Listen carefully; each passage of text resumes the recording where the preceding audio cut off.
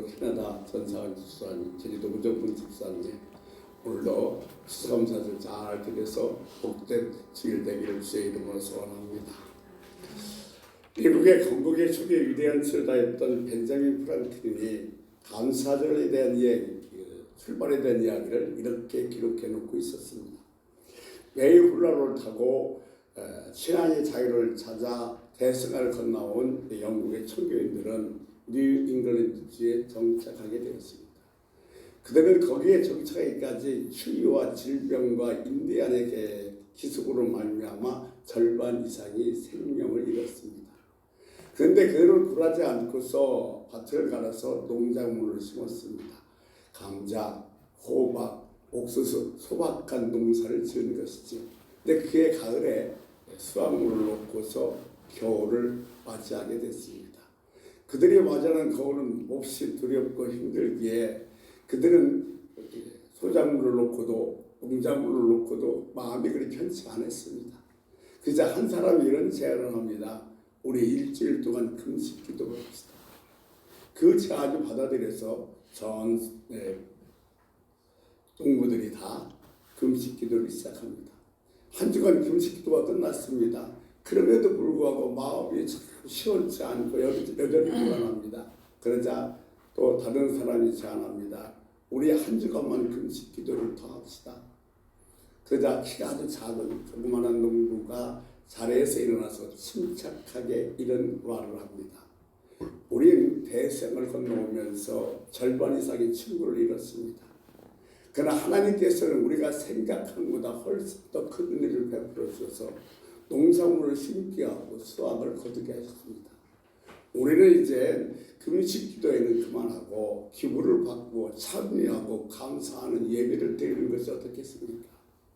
그 의견이 채택돼서 많은 음식들을 장만해 놓고 하나님께 찬양하고 춤추면서 예배를 드리게 되었습니다. 이것이 첫 번째 추수감사절 이야기입니다. 추수감사절이란 이를테면 하나의 바꿔진 철학의 방식의 소산이라고 말씀드릴 수 있겠습니다. 다시 말씀드리면 좋은 환경이나 좋은 여건과 좋은 결과 때문에 기뻐서 드린 그런 감사 예배가 아니라 힘들고 어렵고 소용돌이 치는 고난 속에서도 그것을 믿음으로 이기고 극복한 승리의 감사 예배였다는 겁니다. 우리도 지난 1년간 되돌아보면 지금 이 시점에서 정말로 풍요롭고 너무너무 좋고 너무 행복해서 감사 예배를 드리는 분도 있겠습니다만 정말로 죽고 싶을 때도 있었습니다. 너무 힘들었습니다. 고달팠습니다. 그런데 그것도 주님의 은혜와 믿음으로 극복해서 오늘 이 복된 자리에 앉아있는 것, 이 승리의 축제 예배가 우리가 드리는 감사 주일 예배가 아닌가 생각해 봅니다.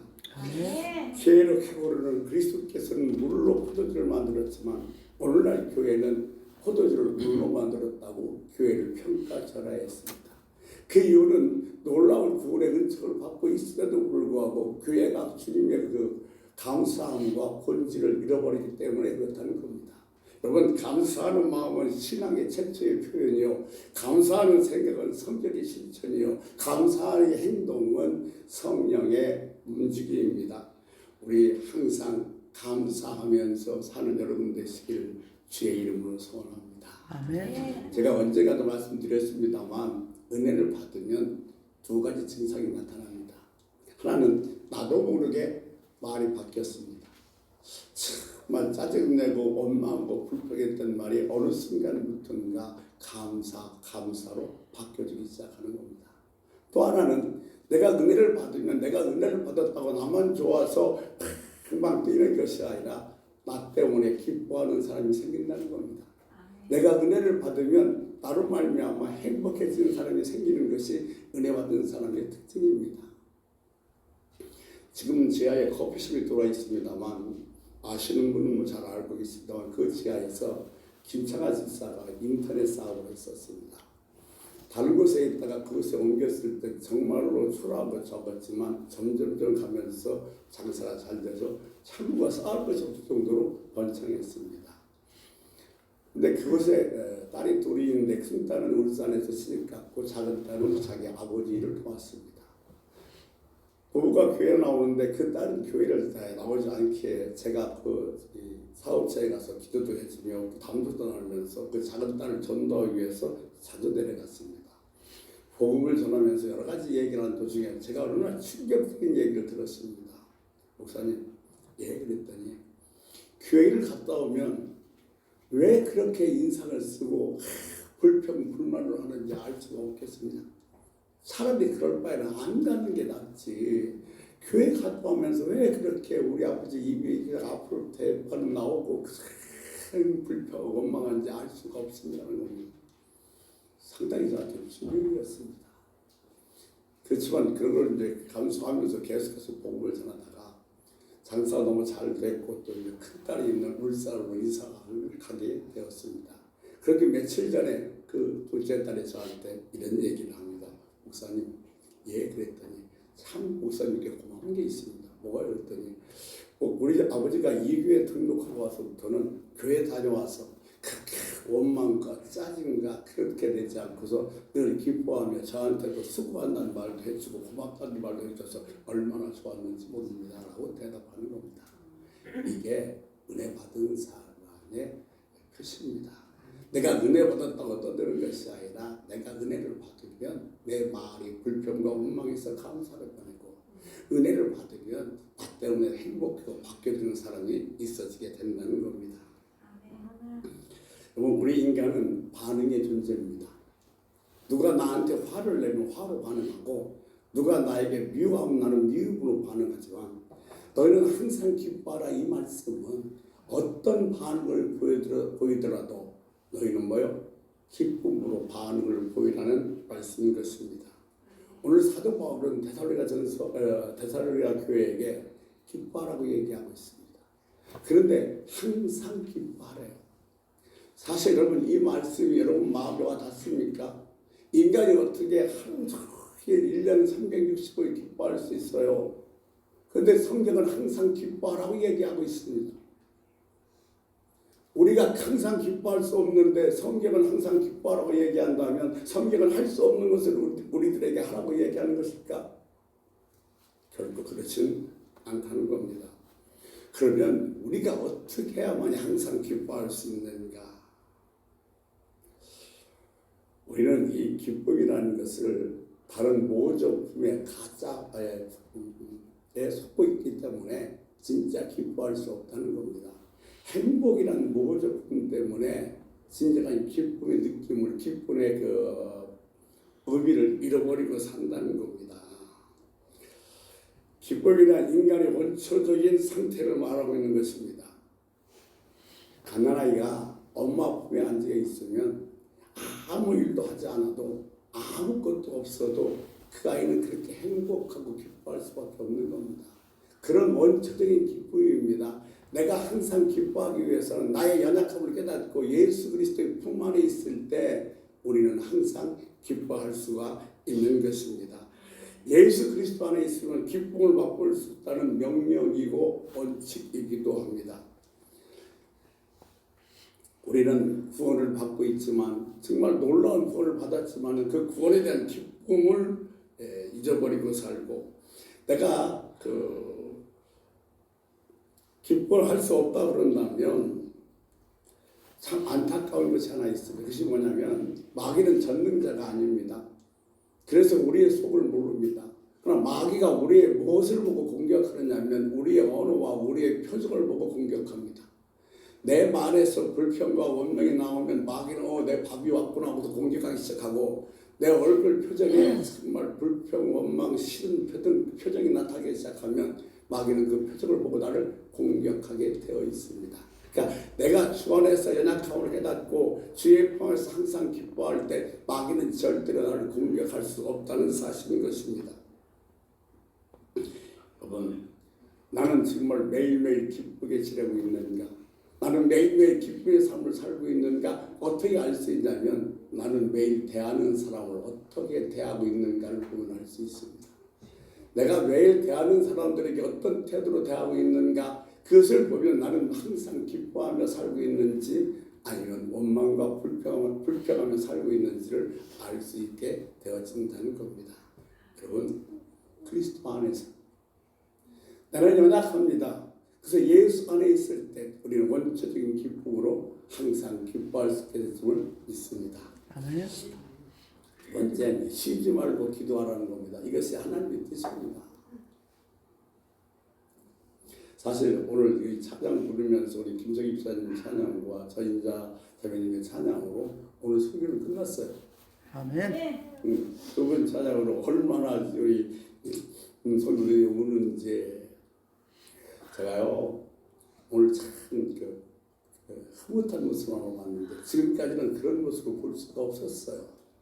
우리 지정희 집사님이 찬양을 부르면서 원명에게 같이 따라서 찬양을 이렇게 부르고 있으니까 얼마나 기쁜 표정으로 그를 쳐다보면서 같이 이렇게 부르는지, 야, 정말로 지금까지 볼 수 없는 모습을 보아서 오히려 제가 좀 많은 은혜가 됐습니다.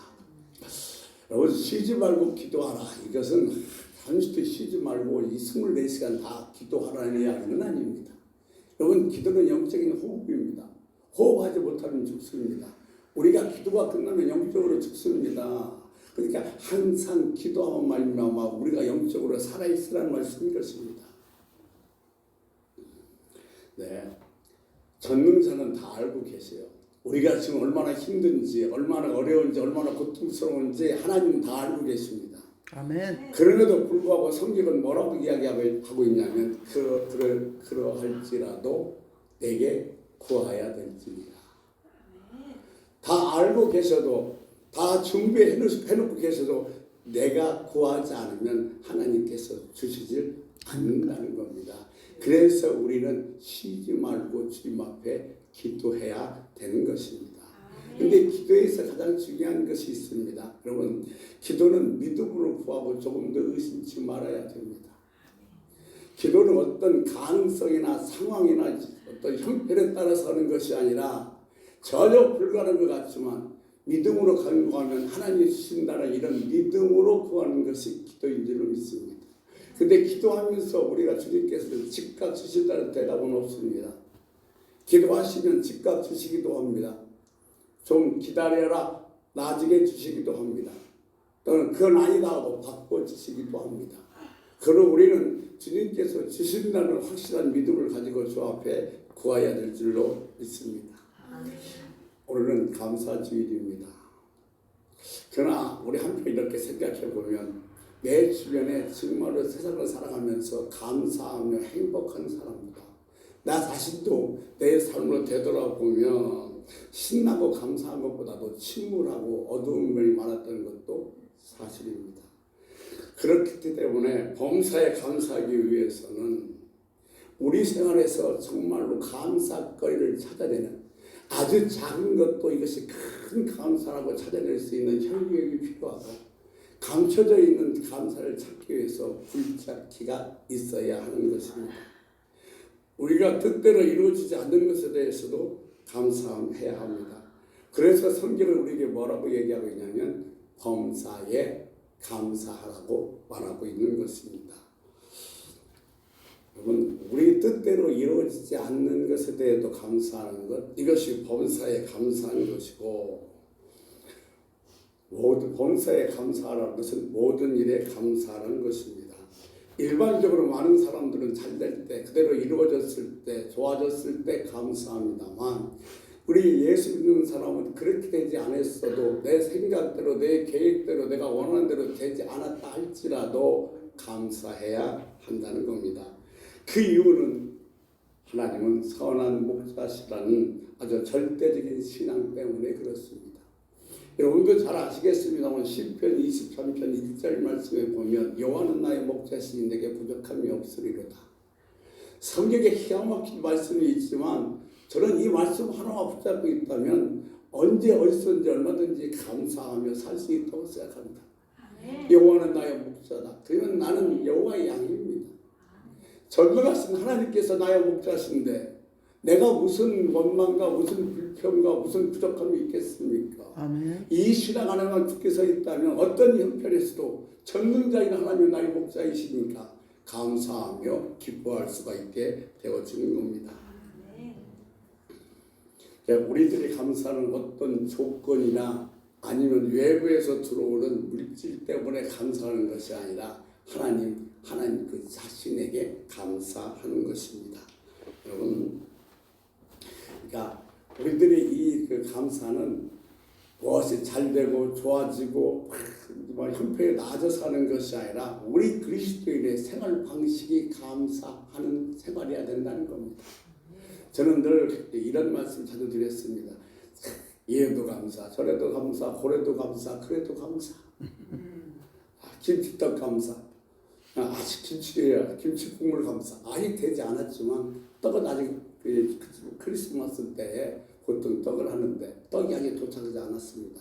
그러면 떡이 올 줄 알고 김치국을 먼저 마시는 것처럼 지금은 그렇지 않지만 그것이 반드시 이루어질 줄 알고 감사하는 것, 김치국 감사.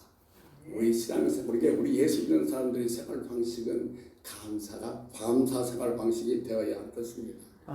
동양의 맹자는 이런 것이 있습니다. 자기에게 세 가지 낙이 있는데 첫째, 집안이 무고하고 다른 사람에게 부끄러운 것이 없고 세 번째, 영재를 구해서 잘 가르칠 수 있다면 그것이 내게는 가장 중요한 낙이라고 그랬습니다.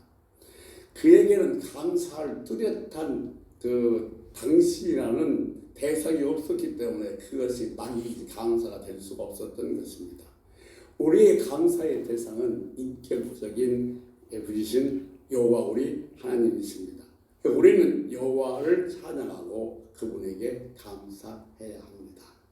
자, 우리는 범사의 여호와께 감사해야 됩니다. 근데 범사에 감사하고 범사로 감사하고 범사를 감사해야 됩니다. 그러면 첫 번째, 범사의 여호와께 감사하라는 말씀에 대해서 생각해 보도록 하겠습니다. 에베소 5장 20절 말씀에 보면 범사의 우리 주 예수 그리스도 이름으로 항상 아버지 하나님께 감사하며라고 명하고 있습니다. 많은 사람들은 자신들이 바라는 대로 잘 되면 주님께 감사하고 잘 되지 않으면 원망하고 불평합니다. 근데 그들은 그 마음속에 의심이 가득 차 있으며 쉽게 낙심하고 절망하는 사람, 좌절하는 사람들입니다. 하나님께서 그들에게 난간을 허락하신 이유는, 고난과 역경을 허락하신 이유는 그걸 통해서 우리 인내심이 커지고 또한 그걸 통해서 우리가 승리의 맛을 보기 위해서 하나님께서 우리 삶 속에서 고난과 역경을 허락하는 것입니다. 바꿔서 말씀드리면 하나님께서 우리 삶 속에서 고난을 허락하는 것은 그것을 디딤돌로 주신 것이지 걸림돌로 주신 것은 아니라는 사실입니다. 여러분, 이걸 기억하셔야 됩니다. 내게 어려움이 오고 고난이 오고 정말 좀 힘든 일이 왔을 때 이것은 내 인생을 가로막는 걸림돌이 아니라 이것을 디디고 일었으면 더 큰 승리가 보고자되는 디딤돌이라는 사실입니다. 이것을 깨달으면 어떤 형편 속에도 우리가 얼마든지 감사할 수가 있는 것입니다. 이게 난간 속에도 감사할 수 있어요. 이것을 증명하는 말씀이 로마서 8장 28절 말씀입니다.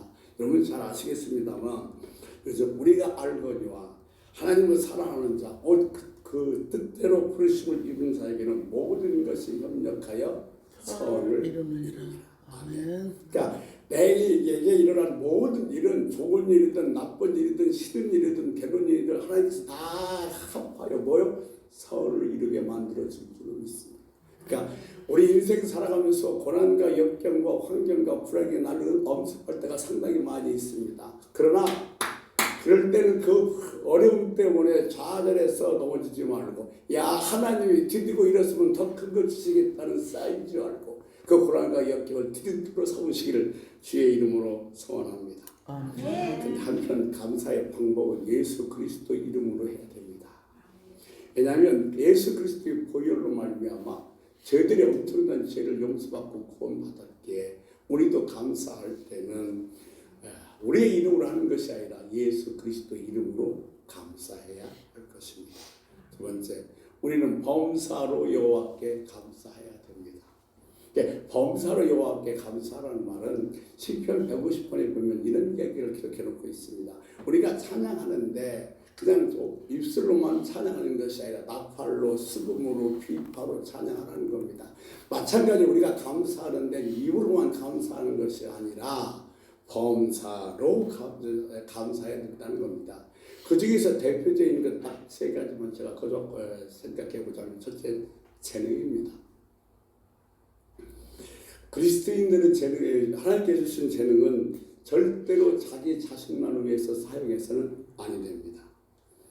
그것은 하나님께서 내게 놀라운 재능을 주셨는데 그 재능을 내 자신만을 위해서 사용해서는 안 됩니다. 하나님께서 내게 주신 재능은 나 자신만을 위해서 사용하라고 주신 것이 아니라 하나님을 섬기고 이웃을 섬기라고 주신 재능인 줄로 믿습니다. 바울의 고백처럼 우리는 나를 능하게 하신 주님께 감사하며 이것을 가지고 충성되며 봉사함으로 감사의 삶을 살아야 됩니다. 여러분에게 남이 주시지 않은 놀라운 재능이 있다면 그 재능으로 하나님을 섬기고 이웃을 섬길 때 하나님께서는 그 재능을 더해 주시고 은혜와 능력을 더해 줄 줄로 믿습니다. 아멘. 두 번째, 우리는 재물로 감사해야 됩니다. 많은 사람들이 자기 중심적 일에는 그냥 아끼고 없이 사용합니다만 하나님께 드리는 데는 대단히 인색해져 있습니다. 우리는 하나님께 드리는 데 있어서는 가장 우선순위에 놓고 살아야 되는 줄 믿습니다. 내 삶에서 내 물질의 가장 우선순위는 하나님께 드리는 것이라는 사실을 알고 우리는 물질로 감사해야 되고, 세 번째 시간으로 감사해야 됩니다.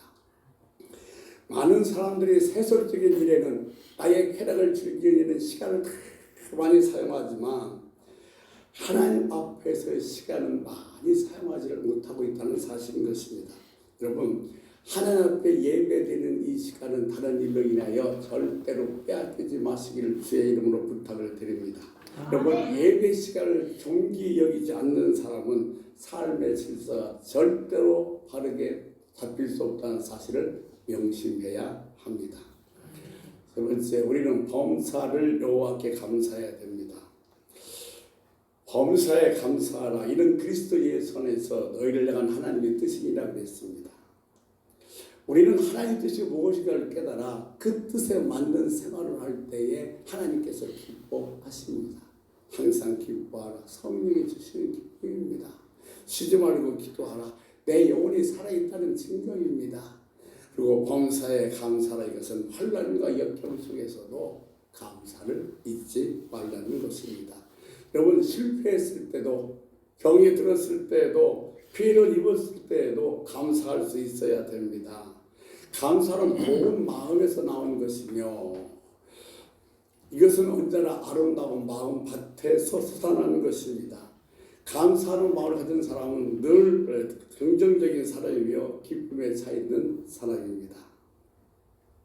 그러므로 감사할 줄 아는 사람은 매일매일 삶이 즐겁습니다.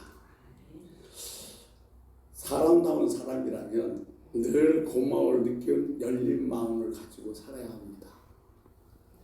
많은 사람들은 고마움의 대상을 모르고 살아가고 있습니다. 이런 사람은 마음이 닫혀있는 사람입니다. 마음이 닫혀있는 사람은 늘 원망하고 불평하고 다른 사람 탓하며 살아가게 되어 있습니다. 이런 사람에게는 아무리 좋은 것이 있어도 받아들이지 않습니다. 여러분, 내가 누구에게 선물을 줬는데 받은 그 사람이 정말로 고마워하고 감사하면 다른 걸로 더 주고 싶은 마음이 생깁니다. 그런데 내가 선물을 줬어도 고맙고 감사한 마음을 갖지 않으면 다시는 주고 싶지 않은 마음이 생기는 것처럼 하나님께서는 우리를 위해서 독생자 예수 그리스도를 내어주셨습니다. 자기 아들을 십자가에 못 박기까지 우리를 위해서 내어주셨습니다.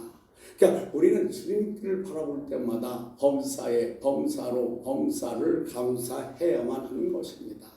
아멘. 언젠가 리더스 다이제스트에 이런 내용이 실렸습니다. 그 읽은 기억이 납니다만, 에비 루비스라는 사람은 트레일러 운전수입니다. 근데 차를 몰고 가다가 교통사고 나서 그만 앞을 볼 수 없게 돼서 실명했습니다.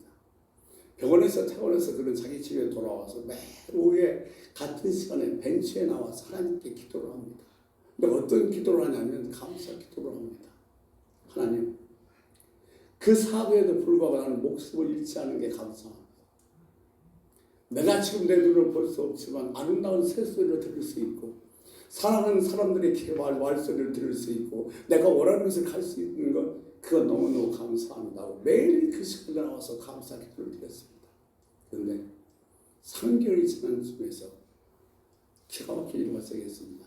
그의 눈이 떠지면서 보이기 시작한 겁니다. 아멘. 아멘한 사람은 그런 일이 일어날지어다. 아멘. 빛깔 사람. 근데 여러분 제가 언제도 말씀드렸습니다. 이것은 그런 일이 있었구나 그렇게 듣지 마시고 하나님이 나에 대한 계획이라고 들을 때 아멘으로 받아들이시면 그 계획이 일어날 줄로 믿습니다. 그런 이 눈이 떠지고 나서도 매일 그 시간에 와서 하나님 내가 이제 눈도 떠져서 아름다운 새도 꽃들도 살아가는 사람의 모습도 볼 수 있으니 얼마나 감사한지 매일매일 감사 기도를 계속해서 드렸다고 합니다. 사랑하는 성도 여러분, 우리는 매일매일 기쁘고 감사의 삶을 살아야 됩니다. 그럴 때 기적 같은 좋은 열매를 거둘 수 있습니다. 여러분 기적을 원하십니까? 아멘. 축복을 원하십니까? 아멘. 내 삶이 달라지기를 원하십니까? 아멘. 그렇다면 여러분 매일 기쁨과 감사를 기도로 심으십시오. 아멘.